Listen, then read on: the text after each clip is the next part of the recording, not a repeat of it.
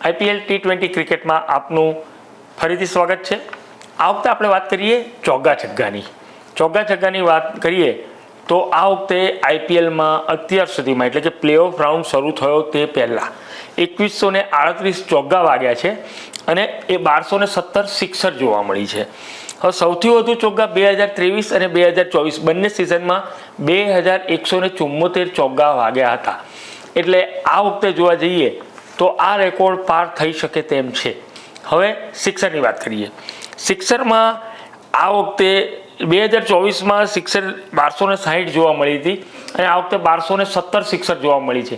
એટલે આગામી 4 મેચમાં 43 સિક્સર થોડું અઘરું લાગે છે? ના, થઈ શકે તેમ છે, કારણ કે ઘણીવાર મેચમાં 20-20, 30-30 સિક્સર વાગતી હોય છે। એટલે એમ જોવા જઈએ તો હવે જો વધુ 44 સિક્સર વાગે તો 2025ની આઈપીએલમાં સૌથી વધારે 4 અને સિક્સર આ બંનેનો ઓલ ટાઈમ રેકોર્ડ નવેસરથી લખાશે।